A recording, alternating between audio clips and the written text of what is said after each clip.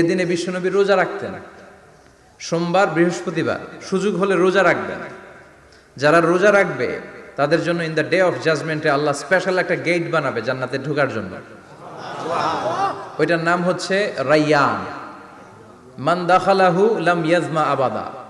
একবার who can enter within this door he will never be thirsty again. একবার যে এই দরজা দিয়ে জান্নাতে ঢুকতে পারবে আজীবনের জন্য তার গলার তৃষ্ণা মিটে যাবে। সুবহানাল্লাহ। তো এই রাইয়ান দরজা দিয়ে ঢুকতে হলে আমাদেরকে মাঝে মাঝে সুন্নাত নফল রোজা রাখার অভ্যেস করতে হবে। রাজি আছেন তো?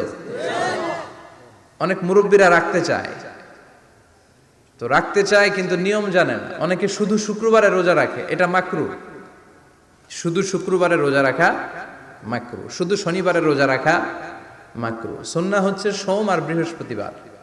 বিষ্ণুনবী সোমবার রোজা রাখতেন। সুইলা আন ইয়াউমিল ইসনাইন, নবীকে জিজ্ঞেস করা হলো, নবী সোমবারে রোজা রাখেন কেন? বিষ্ণুনবী বলেন, ফিহি উলিদতু, এদিনে আমি জন্মগ্রহণ করেছিলাম, তাই শুকরিয়া স্বরূপ রোজা রাখি। তো আজকে হচ্ছে ইয়াউমুল খামিস মানে বৃহস্পতিবার, কিন্তু আজকে মাগরিবের পর থেকে সূর্য ডোবার পর থেকে যে রাতটা শুরু হয়েছে, রাতটা কিসের রাত? জুমার রাত। এজন্য আমি সূরাতুল জুমা থেকে একটি আয়াত তেলাওয়াত করেছি। এই আয়াতের আলোকে জুমার দিনের ফজিলত, জুমার দিনের status, importance and significance in our life, in our social life, এ নিয়ে আমরা কিছু কথা বলবো। এবং জুমা কেন্দ্রিক আমাদের মধ্যে কিছু মিস আন্ডারস্ট্যান্ডিং, মিস ইন্টারপ্রিটেশন আছে, মিসকনসেপশন আছে, এগুলো নিয়ে আমরা কিছু কথা আজকে শুনবো আমলের নিয়তে। কিসের নিয়তে? সবাই কি একমত? ইনশাআল্লাহ। তাহলে এই প্রতি মুহূর্তকে কিয়ামতের ময়দানে আল্লাহ তাআলা মিজানের পাল্লায় রাখা হলে এটা উহুদ পাহাড়ের সমান ভারী করে দিবে। আর যদি আমলের নিয়ত না থাকে, 1 ঘন্টা 1.5 ঘন্টা চলে যাবে, আমল নামায় এটার কোনো ওজনই হবে না। এজন্য যারা আসছেন সবাই শুরুতে নিয়ত খালেস করে নেন যে যতক্ষণ শুনবো আমলের নিয়তে শুনবো। আর মাঝখান দিয়ে ওঠা বসা করবেন কারা কারা, এখনই একটু হাত তুলেন দেখি। 2 একজন তুলছে ভুলে। আচ্ছা, কেউ উঠবেন না তো? কথা দিছেন? ওঠা বসা করাটা আমি পছন্দ করি না। খুব অল্প কয়েক মিনিট কথা বলবো, কিন্তু যতক্ষণ বলবো আমরা মনোযোগ দিয়ে শুনবো। ইনশাআল্লাহ পড়েন। ইনশাআল্লাহ। আরো জোরে ইনশাআল্লাহ। ইনশাআল্লাহ। তো আজকে আমরা যে সূরাটা থেকে কথা বলবো, সূরার নাম সূরাতুল জুমআহ। সূরার নাম কথা কয় না, জুমআহ, সূরাতুল জুমআহ। আরবি শব্দ বের করার একটু চেষ্টা করবেন, করতে করতে মুখটা নরম হয়ে আসবে, তখন আরবি শব্দ বেরোবে। ইংরেজি শব্দ, হিন্দি শব্দ বলতে বলতে আরবি বেরোয় না আমাদের। হিন্দি কইতে গেলে সব মুখস্থ। এখন বাংলার চেয়ে আমাদের ছেলেপেলারা হিন্দি বেশি জানে, ঠিক কি না? যে বাংলা ভাষার জন্য আমাদের সালাম সালাম হাজার সালাম, ওই বাংলা ভাষারে ভুলে আমরা এখন হিন্দি ঢুকাইছি। তুজে দেখা তুহে জানা সানাম, সব মুখস্থ বলা বানবো। দুম্মা চলে দুম, আছে না নাই? আল্লাহ হেফাজত কর। তো আজকে যে সূরা থেকে কথা শুনবো, সূরার নাম সূরাতুল জুমআহ। সূরার নাম সূরাতুল জুমআহ। বলেন সূরার নাম কি? সবাই বলেন সূরাতুল জুমআহ। আবার বলেন সূরাতুল জুমআহ। এই তো হয়ে গেছে। I consider this program as a class. Class মনে করি। I consider this tafsir as a class. তো উত্তর করতে হবে। টিচার প্রশ্ন করলে কি করতে হয়? উত্তর করতে হয়। উত্তর করলে আমরা কিছু শিখে যেতে পারবো। ইমানের একটা চেতনা লাগবে, ঘুমায় পড়লে হবে না। ঘুমায় থাকে যারা, ওই শ্রোতাদেরকে আমি বক্তব্য শোনাই না। আমি বক্তব্য শোনাই যারা জেগে থাকে, যাদের ইমান জ্বলে ওঠে, ঠিক কি না? যে ইমান প্রয়োজনে জ্বলে ওঠে না, যে ইমান সত্য ন্যায়ের কথা বলে না, যে ইমান প্রয়োজনে জ্বলে ওঠে না, যে ইমান সত্য ন্যায়ের কথা বলে না, যে ইমান বাস্তবে নাই, যে ইমান অন্তরে নাই, মুখে শুধু ফাঁকা বলি, কি করে তারে বলো ইমানে বলি, কি করে তারে বলো ইমানে বলি, কি করে তারে বলো ইমানে বলি, ঠিক কি না?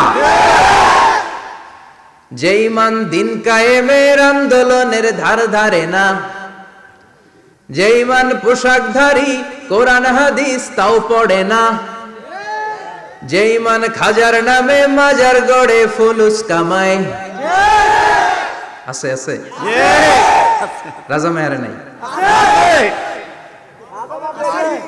আছে, এগুলোর সাথে আমাদের কোনো সম্পর্ক না কবরে পড়ে থাকা ব্যক্তির কাছে কিছু চাওয়া যাবে না, চাইতে হবে একজনের কাছে, তিনি কে? আল্লাহ।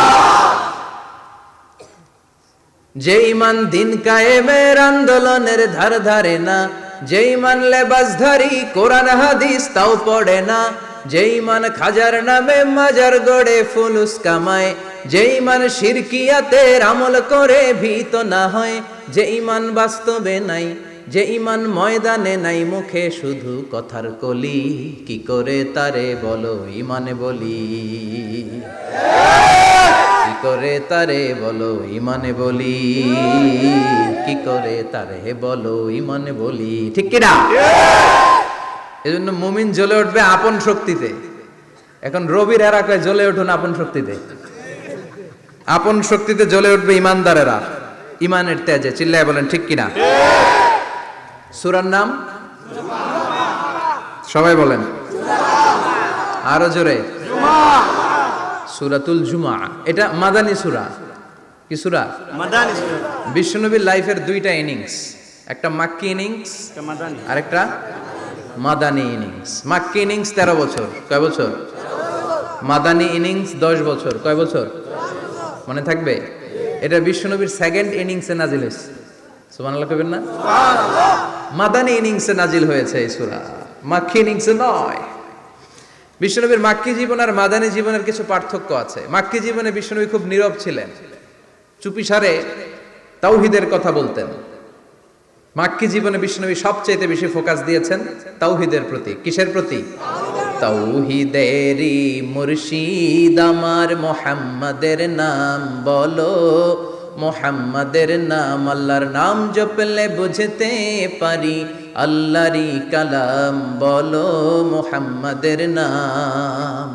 ওই নামেরই রশি ধরে যাই আল্লাহর পথে, ওই নামেরই ভেলায় চড়ে ভাসি নূরের স্রোতে, ওই নামের বাতি জেলে দেখি আরশের মুকাম বলো, মুহাম্মাদের নাম। তাওহীদেরই মুর্শিদ আমার মুহাম্মাদের নাম বলো, মুহাম্মাদের নাম। পড়েন আল্লাহু আকবার। মাক্কি ইনিংসের কর্মসূচি ছিল তাওহীদ, ছিল রিসালাত, ছিল আখিরাত, এগুলোর কথা বিশ্বনবী বুঝিয়েছেন। আর মাদানী ইনিংসে বিশ্বনবী সশস্ত্র সংগ্রাম করেছেন। ইসলাম শান্তিপূর্ণ ঠিক আছে, কিন্তু ইসলামের পিঠ যখন দেয়ালে লেগে যায় তখন ইসলামেরও সামনে বাড়ানোর দরকার আছে না নাই? যে ইমান প্রয়োজনে জ্বলে ওঠে না, জ্বলে উঠেছিলেন বিশ্বনবী আপন শক্তিতে, ঠিক কিনা? তো এটা মাদানী ইনিংসের সূরা, এটা মাক্কি জীবনের সূরা নয়। আমরা এই সূরার আলোকে আজকে শোনার চেষ্টা করব যে জুমার দিনের, জুমার সালাতের এত গুরুত্ব কেন। বিশ্বনবী জুমার দিনকে বলেছেন ঈদের দিন। কিসের দিন? কথা বলেন। আমাদের দুইটা ঈদ আছে না? ঈদুল ফিতর, ঈদুল আজহা। এর পাশাপাশি জুমার দিনকেও বিশ্বনবী সাল্লাল্লাহু আলাইহি ওয়াসাল্লাম বলেছেন হাদা ইয়াউমুল ঈদ, হাদা ইয়াউমুন জাআলাহুল্লাহু লাকুম ঈদান। তাবারানির হাদিস। বিশ্বনবী বলেছেন এটা এমন দিন যে দিনটাকে আল্লাহ তাআলা তোমাদের জন্য ঈদের দিন হিসেবে ঘোষণা দিয়েছেন। পড়েন আলহামদুলিল্লাহ। আগামীকাল। দিনটা কবে? আগামীকাল। আল্লাহ তাআলার একটা বৈশিষ্ট্য হচ্ছে সুন্নাতুল্লাহি ফিত তাফদিল। এক এক জিনিসের উপর আল্লাহ এক এক জিনিসকে বৈশিষ্ট্যমণ্ডিত করেন, মর্যাদা দান করেন। ফাদ্দালা জামানান আলা জামান কামা ফাদ্দালা মাকানান আলা মাকান, ইনসানান আলা ইনসান। আল্লাহ ব্যক্তির উপর ব্যক্তিকে প্রাধান্য দেন, আল্লাহ সময়ের উপর সময়কে প্রাধান্য দেন, আল্লাহ স্থানের উপর স্থানকে প্রাধান্য দেন। এটা আল্লাহর সুন্নাত। এটা আল্লাহর কি? সুন্নাতুল্লাহি ফিত তাফদিল। ফাদ্দালা জামানান আলা জামান কামা ফাদ্দালা মাকানান আলা মাকান, ইনসানান আলা ইনসান। পৃথিবীর সব মানুষগুলো এক রকম নয়, এক মর্যাদার নয়। আবার লক্ষাধিক নবী আল্লাহ দুনিয়ায় পাঠিয়েছেন, সব মর্যাদার, সব নবীর মর্যাদাগুলো কি সমান নাকি? সব নবীদের মধ্য থেকে বিশ্বনবীর মর্যাদা বাড়িয়ে দিয়েছে কে? আল্লাহ। আবার পৃথিবীতে শহরের শেষ নাই, হাজার হাজার শহর, শহরের মধ্যে থেকে মক্কা শহরের মর্যাদা বাড়িয়ে দিয়েছে কে? আবার এই পৃথিবীতে অনেকগুলো সময় আছে, অনেকগুলো রাত্রি আছে, অনেকগুলো ক্ষণ আছে, অনেকগুলো মুহূর্ত আছে। একটা মুহূর্তের উপর আরেকটা মুহূর্তকে প্রাধান্য দিয়েছে কে? বলেন তো, পৃথিবীতে সবচাইতে 365 দিনের মধ্যে শ্রেষ্ঠ দিন কোনটা? জুমা। আরাফার দিন। কোন দিন? কথা বলেন। হজে যারা গিয়েছেন আরাফার দিন দেখেছেন না? ইজহার আর রেদা পরে আমরা লাব্বাইক আল্লাহুম্মা লাব্বাইক বলি। এটা সারা বছরের মধ্যে শ্রেষ্ঠ দিন। আল আরাফা আল হজ্জ আরাফা, আরাফাটাই হজ। কেউ যদি আরাফার দিনে থাকতে পারে তার হজ হয়ে গেছে, আলহামদুলিল্লাহ কোন। আলহামদুলিল্লাহ। আর হজে সব করেছে, আরাফা করে নাই, হজ হবে না। কথা বলেন, হজ হবে না। তার মানে বছরের শ্রেষ্ঠ দিন আরাফার দিন। এদিন আল্লাহ এত সংখ্যক বান্দাকে একসাথে ক্ষমার ঘোষণা দেন, বছরের কোন দিন এত মানুষকে ক্ষমা করেন না। সুবহানাল্লাহ।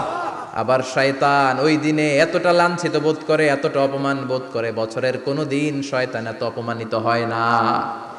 এজন্য বিশ্বনবী বলেছেন খায়রুদ দুআ দুআ ও আরাফা, সবচাইতে শ্রেষ্ঠ দোয়া আরাফার দিনের দোয়া। বিশ্বনবী বলেন আরাফার দিনে একটা দোয়া আমি করি, আমার আগে সব নবীরা ওই দোয়াটা করতেন। দোয়াটা হলো লা ইলাহা ইল্লাল্লাহ ওয়াহদাহু লা শারীকা লাহ লাহুল মুলকু ওয়া লাহুল হামদু ওয়া হুয়া আলা কুল্লি শাইইন কাদির। সুবহানাল্লাহ পড়েন। সুবহানাল্লাহ। মুখস্থ আছে না দোয়াটা? এটা পড়বেন। বিশ্বনবী আরাফার ময়দানে এই দোয়াটা পড়তেন। তাহলে বুঝা গেল বছরের সব দিন সমান না। সব দিন সমান না। বছরের সবচাইতে শ্রেষ্ঠ দিন হচ্ছে আরাফার দিন। কোন দিন?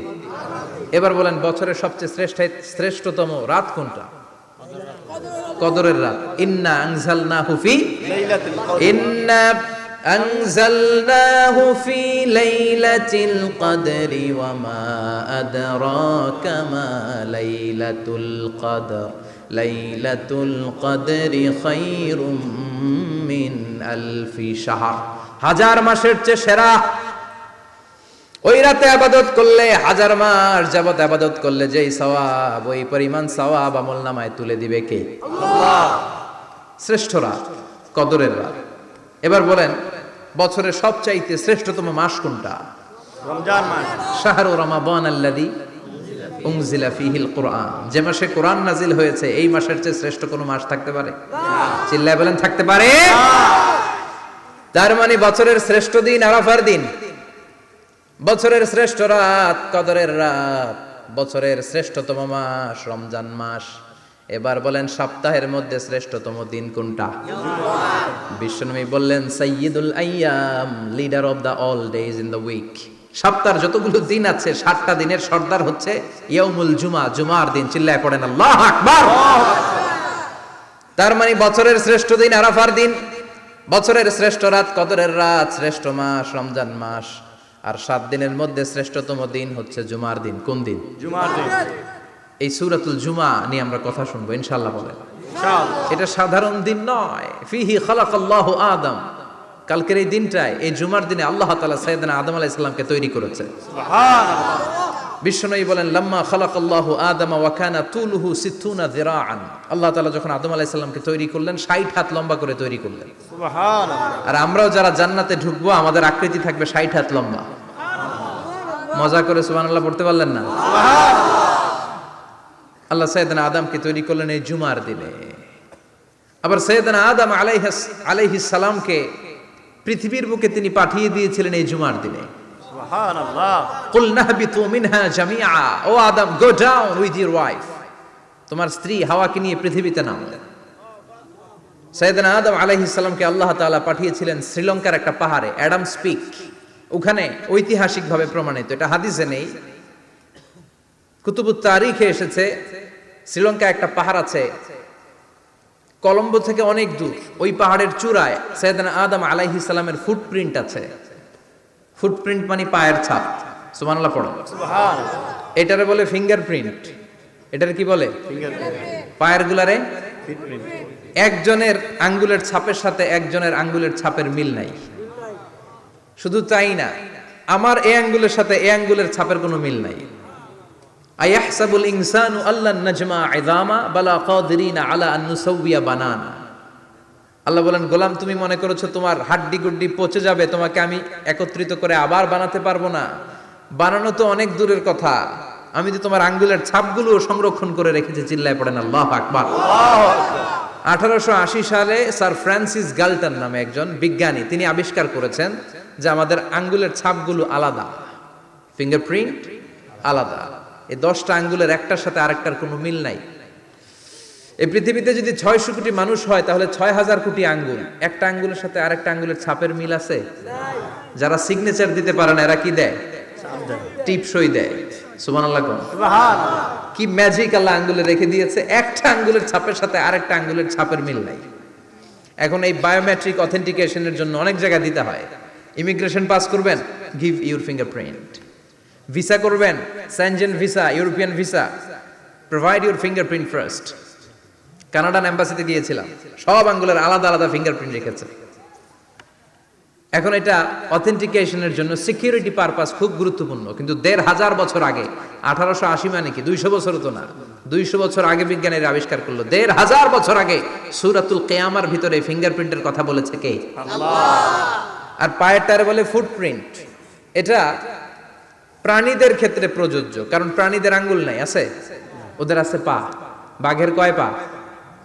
কথা কয় না, 4 পা। বাঘের হাত কয়টা? হাত নাই, ওদের পা। ফলে ওদের ফুটপ্রিন্ট লাগে। সুন্দরবনে কয়টা বাঘ আছে এটার একটা হিসাব আছে।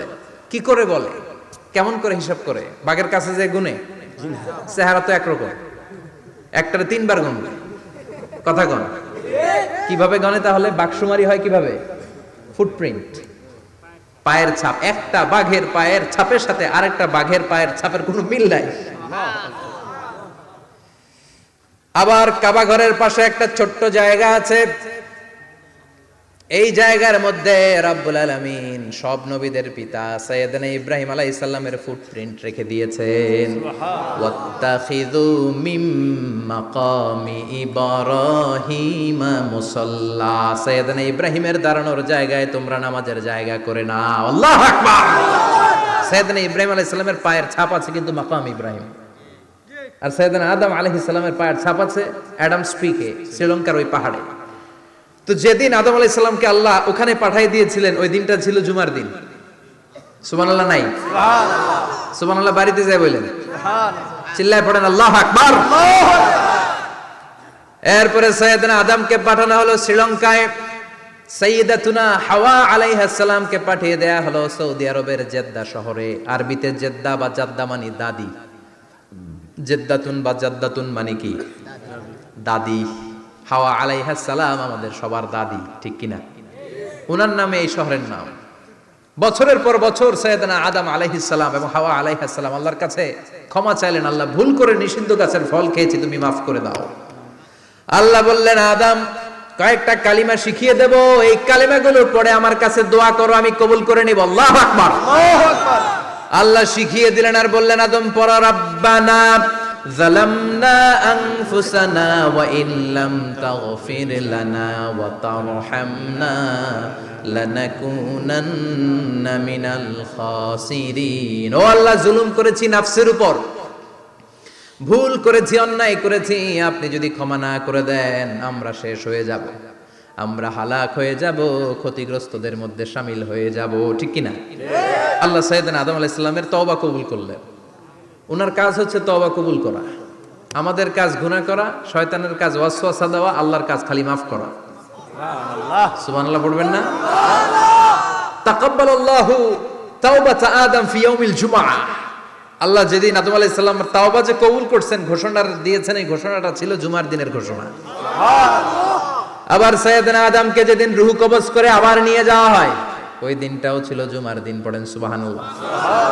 পৃথিবীতে একজন মানুষই শুধু জানতেন যে তিনি পৃথিবীতে কতদিন বাঁচবেন, সেটা হচ্ছে সাইয়েদনা আদম আলাইহিস সালাম। ওনাকে বলে দেয়া হয়েছিল, উমরুকা আলফু সানা, তুমি পৃথিবীতে বাঁচবে 1000 বছর। কয় বছর? সাইয়েদনা আদমের সামনে অনেকগুলো রূহ রাখা হয়। সাইয়েদনা আদম বললেন, এরা কারা? আল্লাহ বললেন, এরা হচ্ছে নাসালুক, তোমার বংশধর, পৃথিবীতে তোমার পরে এরা পৃথিবীতে আসবে। সাইয়েদনা আদম বললেন, আল্লাহ ওই যে একটা রূহ দেখা যায়, এটার নাম কি? আল্লাহ বললেন, হাদা ইবনুকা দাউদ, এটা তোমার ছেলে দাউদ। সে দুনিয়াতে নবী হয়ে আসবে, তার ছেলে সুলাইমানও নবী হয়ে আসবে। সাইয়েদনা আদম বললেন, মাবুদ, আমার ছেলে দাউদের কত বছর হায়াত আপনি দিয়েছেন? আল্লাহ বললেন, 40 সানা, মাত্র 40 বছর, 4 ইয়ার্স। 40 বছর তোমার ছেলেটা বাঁচবে। ও আল্লাহ, আমি বাঁচবো কয় বছর? তুমি বাঁচবা 1000 বছর। সুবহানাল্লাহ। সাইয়েদনা আদম বললেন, মাবুদ, এত ফুটফুটে সুন্দর আমার ছেলে দাউদ, মাত্র 40 বছর দিলেন কেন? জিদ মিন উমরিহি, বাড়ায়া দেন। কি করেন? সুপারিশ করতেছে পোলার লাইগা। কে? বাবা। আল্লাহ আপনি বাড়ায়া দেন। আল্লাহকে বাড়ানো যাবে না, লেখা হয়ে গেছে। রুফিআতিল আকলাম ওয়া জাফফাতিস সুহুফ, কলম তুলে নেওয়া হয়েছে আর কালি শুকায় গেছে, আর কিছু করা যাবে? সাইয়েদনা আদম বললেন, মাবুদ, আমার 1000 বছর কেন দিলেন? আমার এই সুন্দর ফুটফুটে ছেলেটারে মাত্র শুধুমাত্র 40 বছর কেন দিলেন? ও মাবুদ, আমার 1000 বছরের দরকার নাই, আমার 1000 বছর থেকে 60 বছর আমি আমার ছেলেরে দিয়ে দিলাম। দাউদ আলাইহিস সালাম বাঁচবে 40 বছর, তো বাপ আদম যদি আরো 60 দেয়, 40 আর 60 মিলে কত হয়? 100। ভালো হিসাব বোঝে 100। আর আদম আলাইহিস সালাম পেয়েছিলেন 1000 বছর, 60 কমে গেলে রইল কত? 940 বছর পৃথিবীতে থাকার পরে মালাকুল মাউত চলে এসেছে। কারণ এটা on time, the death will come on time, it never late, কখনো দেরি হয় না। আল্লাহ বললেন, লিকুল্লি উম্মাতিন আজালুন ফাইযা জাআ আজালুহুম লা ইস্তাখিরুনা সাআতান ওয়া লা ইস্তাকদিমুন। মৃত্যুর একটা নির্ধারিত সময় আমি বেঁধে দিয়েছি, অন টাইম। অন টাইমেই চলে আসে, 1 সেকেন্ড আগেও আসবে না, 1 সেকেন্ড পরেও আসবে না। 940 বছর বয়সে মালাকুল মাউত এসে হাজির, এসে বলল, জিইতু আন আকবাদা রূহাক, রূহ কবজ করতে আসছি। আদম আলাইহিস সালাম বললেন, রূহ কবজ করতে আসছো মানে? আমি বাঁচবো তো 1000 বছর। কয় বছর? মালাকুল মাউত বললেন, না না, ওই যে আগের কথা স্মরণ করেন, আপনি 60 বছর দিয়া দিছিলেন। কয় না, আমি দেই নাই, আমি আরো বাঁচুম, আরো 60 বছর পাওনা আছি, আমি দেই নাই। মালাকুল মাউত বললেন, আপনি দিয়েছেন? আদম বলে, দেই নাই। মালাকুল মাউত বলে, আল্লাহ ঘটনা দেখেন, দিয়া কয় দেই নাই। আল্লাহ কয়, থাক, কথা কইস না, আয়া পড়। সুবহানাল্লাহ পড়। নাসিয়া আদম ফানাসিয়া বানু, ভুলে গেছেন উনি। আমরা ভুলে যাই, আমরা খেয়ে বলছি খাই নাই, নিছিলাম পকেটে, কয় নেই নাই। এরকম ডাকাইত আছে না নাই? আছে। নাসিয়া আদম ফানাসিয়া বানু, বিশ্বনবী বললেন, আদম ভুলেছে তো তার সন্তানরাও ভুলে যায়। জাহাদা আদম ফাজাহাদা যুররিয়াতু, আদম অস্বীকার করেছে, তার সন্তানরাও অস্বীকার করে। সেদিন থেকে আল কিতাবা ওয়া শুহুদ, মানে লিখে রাখার সিস্টেম আর সাক্ষীর সিস্টেম চালু হয়েছে। সুবহানাল্লাহ পড়েন। সুবহানাল্লাহ। 940 বছর বয়সে মালাকুল মাউত এসে আদম আলাইহিস সালামের রূহ নিতে পারে নাই। উনি 1000 বছর যখন হয়েছে তখন এসে সাইয়েদনা আদম আলাইহিস সালামের রূহ কবজ করেছে। যেই দিন পৃথিবীর প্রথম মানব, প্রথম নবীর রূহ মালাকুল মাউত দুনিয়ায় এসে কবজ করেছে, ওই দিনটাও ছিল জুমাবার। সুবহানাল্লাহ। আল্লাহু আকবার। আবার বিশ্বনবী বললেন, লা তাকুমুস সাআহ ইল্লা ফি ইয়াউমিল জুমআহ ইযা যুলজিলাতিল আরদু জিলজালাহা ওয়া আখরাজাতিল আরদু আসকালাহা ইযা রুজ্জাতিল আরদু রাজ্জান ওয়া বুসাতিল জিবালু বাসসা। কিয়ামতের দিন পৃথিবীটাকে একটা প্রকম্পন দিয়ে কাঁপিয়ে দিবে কে? আল্লাহ। মারাত্মক একটা ঝাঁকুনি দিবে আল্লাহ, পুরো পৃথিবীটা কেঁপে ভেঙে চুরে খান খান হয়ে যাবে। এই ঝাঁকুনি আর আর্থকোয়েক, ভূমিকম্প এর ঘটনাটা যেদিন ঘটবে ওই দিনটাও হচ্ছে জুমার দিন। চিৎকার করে পড়েন সুবহানাল্লাহ। তার মানে আদম সৃষ্টি হলো জুমার দিনে, দুনিয়ায় নামিয়ে দেয়া হলো জুমার দিনে, তওবা কবুল করে নেওয়া হলো জুমার দিনে, রূহ কবজ করা হলো জুমার দিনে, আবার কিয়ামত সংগঠিত হবে জুমার দিনে। পড়েন সুবহানাল্লাহ। আবার বিশ্বনবী বললেন, আর রমাদান ইলা রমাদান, এক রমজান থেকে আরেক রমজানের মাঝখানে যত গুনাহ হয় মাফ করে কে? আল্লাহ। তারপরে বিশ্বনবী বললেন, আল উমরাতু ইলাল উমরাহ, কেউ যদি একবার উমরা করে পরে আবার করলে 2 উমরার মাঝখানে গুনাহগুলো মাফ করে দেয় কে? আল্লাহ। আবার বিশ্বনবী বললেন আল জুমাআতু ইলাল জুমআ কাফফারাতুন লিমা বাইনাহুমা, এক জুমার পর থেকে সামনের জুমা আসা পর্যন্ত যে সগীরা গুনাহগুলো হয় সবগুলো সগীরা গুনাহ মাফ করে দেয় কে?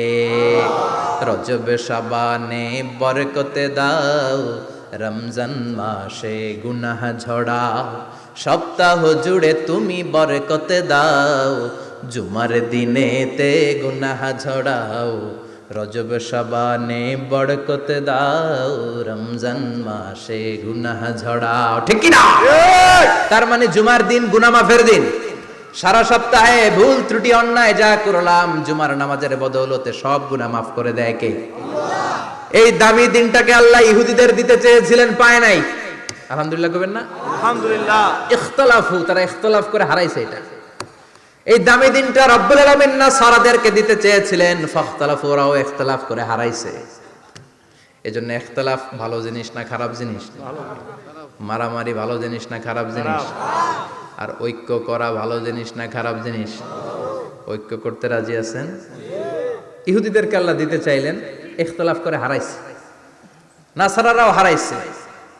ফাজা আল্লাহু বিনা ফাহাদানা বিহাদা দ্বীন, রব্বুল আলামিন এই দিনটা আমাদেরকে দিলেন, আমরা ইখতিলাফ করি নাই, বিশ্বনবীর হাতে হাত রেখে ঐক্য করে ঘোষণা দিয়েছি জুমার দিন আমাদের সাপ্তাহিক দিন। সুবহানাল্লাহ। বিশ্বনবী বলেন ফাগাদান লিল ইয়াহুদ, সাপ্তাহিক আনন্দের দিন ইহুদিদের জন্য হচ্ছে শনিবার, ইয়ামুস সাbt, ও বা'দা গাদ লিন নাসারা, আর খ্রিস্টানদের জন্য হচ্ছে রবিবার, আর আমাদের জন্য হচ্ছে শুক্রবার। চিল্লায় পড়েন আল্লাহু আকবার। তার মানে জুমার দিন, জুমাবারের মর্যাদা বেশি না কম? চিল্লায় বলেন বেশি না কম? জুমার দিন সকালবেলা ফজরের নামাজের পর থেকে ফেরেশতারা যতগুলো মসজিদে জুমা অনুষ্ঠিত হয় ওই মসজিদে ঢোকার প্রতিটা দরজার মধ্যে দাঁড়িয়ে থাকে। কারা কারা আগে আগে জুমার নামাজ পড়ার জন্য মসজিদে যায়, প্রত্যেকের নামগুলো একটা জান্নাতের রেজিস্ট্রি খাতার মধ্যে তুলে নেয়। এই নামগুলো স্পেশালি আল্লাহর কাছে পাঠানোর জন্য। সুবহানাল্লাহ কইবেন না? সুবহানাল্লাহ। ডানে বায়ে সামনে পেছনে যতগুলো দরজা, প্রতিটা দরজায় ফেরেশতারা বসে থাকে। কে আগে আসলো নাম তুলে দেয়। তুলতে তুলতে তুলতে তুলতে খতিব সাহেব যখন খুতবা দেওয়ার জন্য মিম্বারে যেয়ে বসে যায়, ফেরেশতারা তাদের খাতা বন্ধ করে তারাও খতিব সাহেবের সামনে জুমার খুতবা শোনার জন্য বসে যায়। পড়েন সুবহানাল্লাহ। প্রথম জুমার দিন জুমার মসজিদে যে ঢুকবে, বিশ্বনবী বললেন আল্লাহর রাস্তায় একটা উট কুরবানি দিলে যেই সওয়াব, এই সওয়াব আল্লাহ আমলনামায় দিয়ে দেয়। দ্বিতীয় পর্যায়ে যে ঢুকে, বিশ্বনবী বললেন বাকারা, গরু কুরবানির সওয়াব পায়। 3 নম্বরে যে ঢুকবে, বিশ্বনবী বললেন কাবসা, হাদিসের ভাষায় এসেছে আল কাবাস, কাবাস মানে হলো বকরি, বকরি কুরবানির সওয়াব। 4 নম্বরে যে ঢুকবে তার হচ্ছে দাজাজা, দাজাজা মানে মুরগি। 5 নম্বরে যে ঢুকবে, বিশ্বনবী বললেন বাইদা, নোয়াখালীরা কয় বয়দা, আমরা কই আন্ডা, কুমিল্লায় কই ডিম। আছে না নাই? এক দেশের কত ভাষা, এক দেশের গালি আরেক দেশের বুলি। আমরা বলি ছেলে, কুষ্টিয়ায় বলে পুত্র, আরেক জায়গায় গেলে বলে হুত, আরেক জায়গায় গেলে বলে ফোয়া। আছে না নাই? আছে। এক এলাকায় বলে বেটা ছেলে, ছেলেদেরকে বেটা ছেলে, মরদ ফোয়া, মরদ ফোয়া হদ্দে না, মরদ ফোয়া হদ্দে। আহা, কি ভাষার বৈশিষ্ট্য।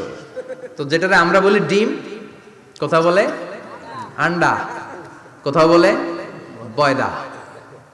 তো এই বয়দা আল্লাহর রাস্তায় দান করে দিলে যেই সওয়াব, পঞ্চম ব্যক্তি ওই সওয়াব পাবে।